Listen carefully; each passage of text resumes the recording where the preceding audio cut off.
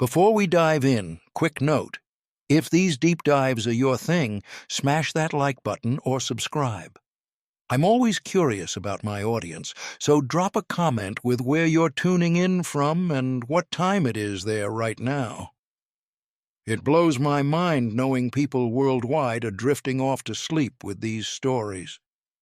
All right, let's transport ourselves back to the Montana wilderness, 1880s style.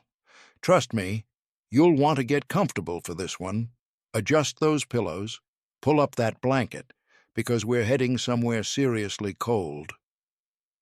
The initial sensation that registers is the cold hitting your face. Sharp, unforgiving, like nature itself slapping you conscious. Your eyes fly open in the pre-dawn blackness of a Montana winter morning, circa 1883. Outside, the mercury has plunged to 30 degrees below zero, and inside this log cabin, the temperature isn't much better. Your nose and cheeks feel the sting of exposure while everything else stays buried beneath mountains of quilts, animal pelts, and whatever additional covering the Morrison household could layer onto the sleeping platforms. Next to you, your younger brothers and sisters remain huddled together in slumber, their breathing creating miniature fog clouds that suspend themselves in the frozen atmosphere. Last night's fire has diminished to merely a handful of glowing embers, barely perceptible in the cast-iron heating stove positioned across this compact dwelling. Those embers represent survival itself. Should they have extinguished entirely overnight, the household faces genuine peril. Unlike your current cozy situation, where heating system failure means discomfort and perhaps a service call, for the Morrisons and countless frontier households like theirs, a dead heating system during Montana's winter could spell death before sunrise. Thomas Morrison, your pa, is already in motion. You detect the groan of his sleeping platform as he emerges from beneath the covers, followed by the muted impact of his feet contacting the plank flooring. Unlike the warmth you're experiencing right now in your bed, his feet meet boards that feel like sheets of ice. He wastes no time dressing. He's already wearing most of his clothes, having slept in them throughout winter, but heads straight for the stove, bent against the frigid air, moving with rehearsed efficiency. "Sarah," he calls quietly to your ma, "I need illumination." You can barely distinguish her silhouette as she extends toward the bedside stand where a tallow candle and friction matches await. The scrape of the match igniting sounds unnaturally amplified in the hushed cabin. For a brief instant, the minuscule flame reveals her features, weary, resolute, with frost crystallized on her eyelashes. "Blasted cold," your pa mutters under his breath, carefully opening the stove door. The hinges protest from the temperature, producing a sound that normally might irritate, but now confirms that the metal components haven't fractured in the brutal conditions. A broken heating stove would mean catastrophe. Through narrowed eyelids, he inspects the coal remnants. You hold your breath. The entire household is about to commence their day based on what he observes inside that firebox. "Still got some vitality," he announces, relief evident in his tone. "Pass me the starter wood container." This isn't merely casual morning fire building. What you're observing is the implementation of an advanced thermal survival methodology that frontier households mastered through harsh experimentation. Every action your pa executes follows an exact pattern refined across generations. Initially, he positions small, completely dry fragments of pine kindling that were prepared weeks prior and stored beside the stove specifically for moments like this. He doesn't simply toss them carelessly inside. He constructs a deliberate framework above the coals, establishing space for oxygen circulation while guaranteeing the tiniest pieces contact the embers directly. "This kindling supply's down to the final portion," he observes. "John, we'll need to process more today." That's you. At 12 years old, you're mature enough to assist with essential fire management responsibilities. You acknowledge, though he cannot see you in the darkness. The kindling must be flawless, too substantial and it won't ignite from the coals, too delicate and it'll consume itself before lighting the larger components. Your pa leans forward, positions his face near the stove opening, and softly exhales on the coals.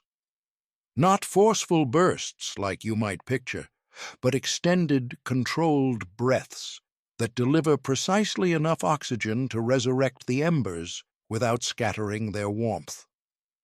It's an ability that required him years to perfect. The method succeeds. A small flame materializes, tentatively touching the kindling.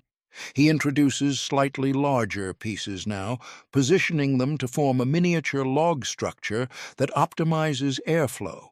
The fire starts to expand. "Emma, inspect the water container," your ma instructs your older sister. Emma slides hesitantly from beneath the bedding, grabbing a shawl to drape around her nightclothes. She navigates to the corner where a pail sits on a modest table and reaches inside. "Frozen completely solid," she announces, tapping the ice surface. "All the way through." Your ma sighs. "We'll need to melt snow once more." She rises now, too, the bed frame protesting as her weight departs it. The younger children, your two small brothers and infant sister, stay bundled together, generating valuable shared warmth. At ages 6, 4, and 2, they'll be maintained in bed as extended as possible this morning. "Thomas, what's the temperature reading?"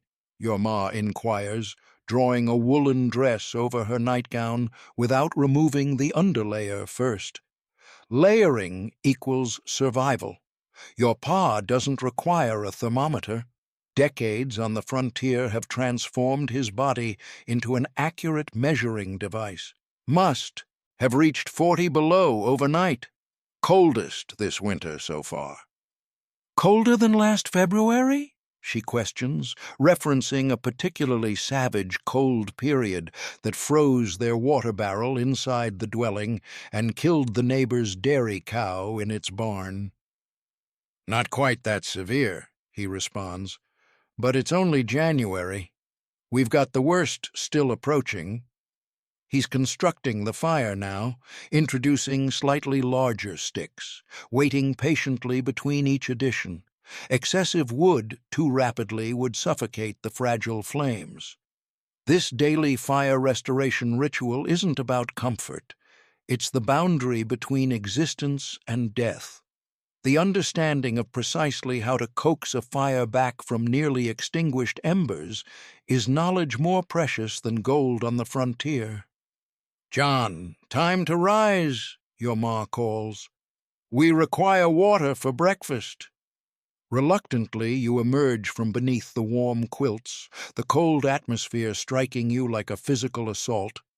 Your fingers are rigid, barely capable of grasping the garments you reach for.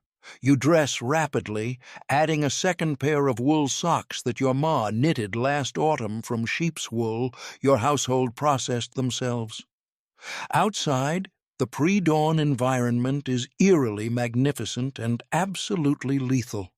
The stars shine impossibly brilliant in the obsidian sky, and the snow reflects sufficient illumination that you can navigate your path to the shed without a lantern. Your breath crystallizes instantly, forming ice crystals in your scarf. You draw it tighter around your face, leaving barely enough opening for your eyes. The shed door has frozen shut during the night. You must force it aggressively, 3 attempts before the ice fractures and it swings open. Inside, you seize the snow shovel, a crude wooden scoop with metal reinforcement that your pa constructed last winter, and head toward the cleanest snow patch you can locate. You've been instructed never to gather snow from near the cabin walls or outbuildings where Contamination might occur. You move toward the clearing's edge instead, where pristine snow sits undisturbed.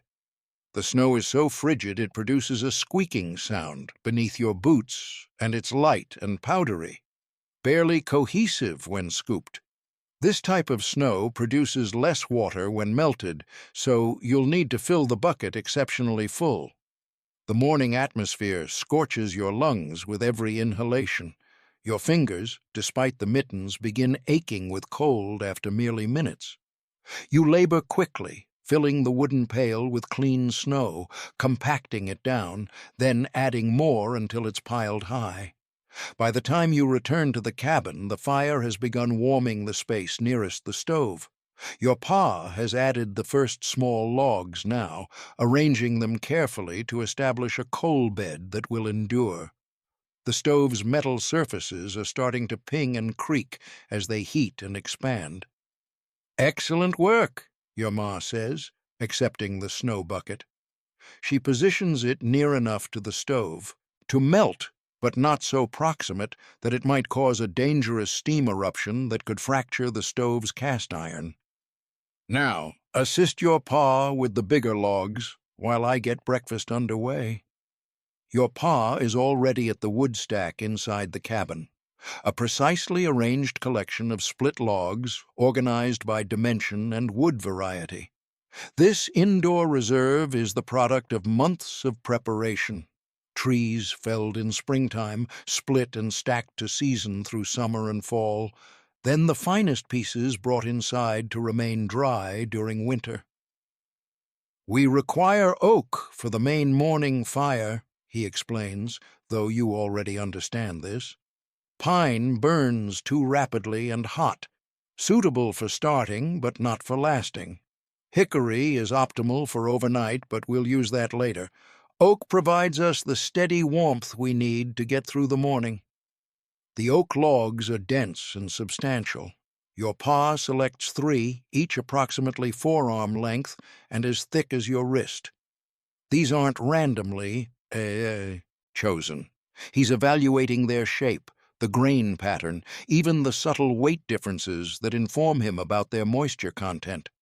"Remember, John," he says, handing you one of the logs, "we're not merely building a fire. We're building a heat system that must function perfectly every time. There's no margin for mistakes here. A poorly built fire might burn too quickly, squandering precious wood. Or worse, it might extinguish while everyone's working outside, allowing the cabin to freeze. By late afternoon, it would be uninhabitable." By now, Emma has established the small folding table near the stove and is assisting your ma with breakfast preparations. The menu rarely varies much in winter: cornmeal porridge, perhaps with a bit of molasses if supplies permit, and coffee for the adults. On special occasions, there might be salt pork or bacon, but meat is carefully rationed during the coldest months. The younger children are awake now, still bundled in their bed, but sitting, upright, waiting for the cabin to warm sufficiently for them to venture from beneath the quilts. Little Michael, the 4-year-old, has his hand wrapped in the fur of the family dog, a large mixed breed named Buck, who sleeps with the children during winter nights, providing extra warmth. "Mama, it's so cold my teeth hurt," complains 6-year-old William. "Stay under the covers a bit longer," your ma replies. "It'll warm up soon enough." The baby, Catherine, doesn't complain. At 2, she's already adapted to the rhythm of frontier winters.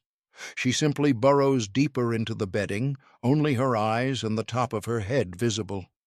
Your pa returns to the stove with the oak logs. He opens the door carefully, examines the fire with an expert eye, then places the first log precisely where it will catch best without disrupting the existing flames. The fire hisses and pops as the new wood begins to heat. "Perfect," he murmurs, more to himself than anyone else. He closes the stove door and adjusts the damper, a critical component that controls airflow and thus the rate of burning. Too open and the fire burns too fast. Too closed, and it might smolder and produce dangerous smoke. Your ma has placed a cast-iron pot on top of the stove filled with the snow you collected. It's already beginning to melt, turning first to slush and then to water.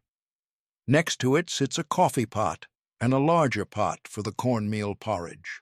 Nothing is wasted.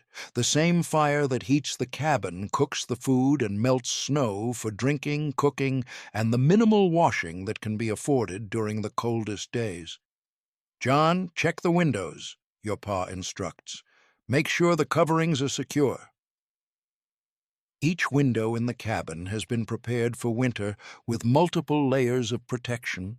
First, rags have been stuffed into any gaps around the frame. Then, greased paper covers the glass, a poor man's insulation that allows some light while reducing heat loss. Finally, heavy quilts hang over each window, further trapping the heat inside. You go to each window, making sure the quilts are properly hung and the rags haven't fallen out. At the east-facing window, you pull the quilt aside momentarily to peer out. The first hint of dawn is appearing, a faint lightening of the black sky.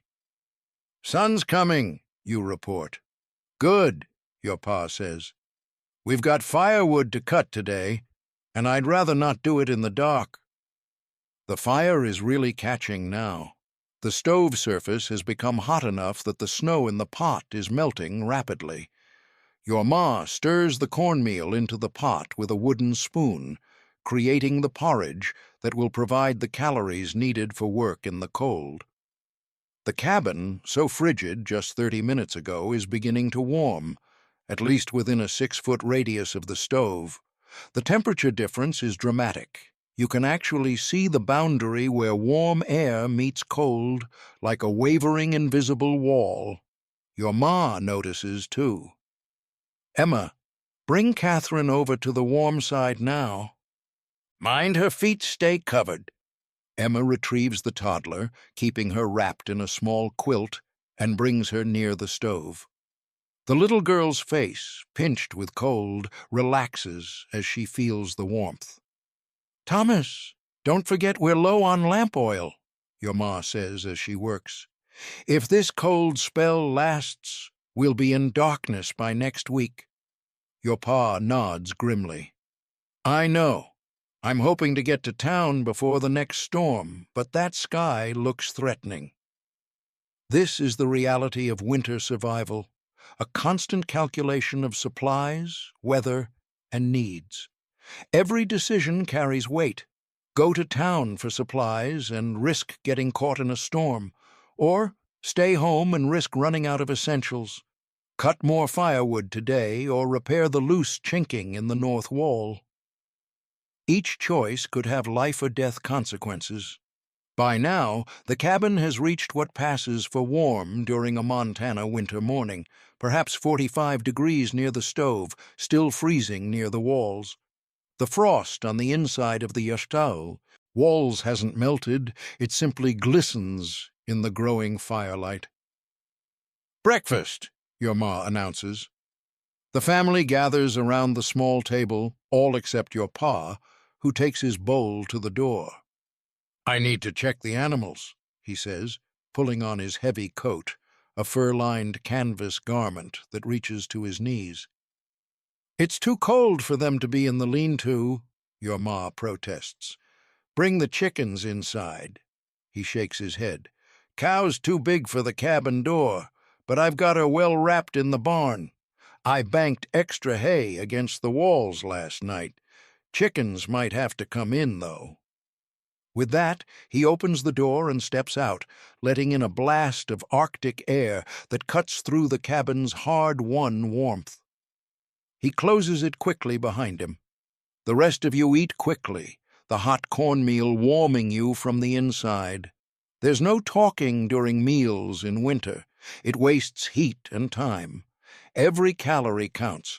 Every moment of exposure to the cold requires energy the body needs for survival.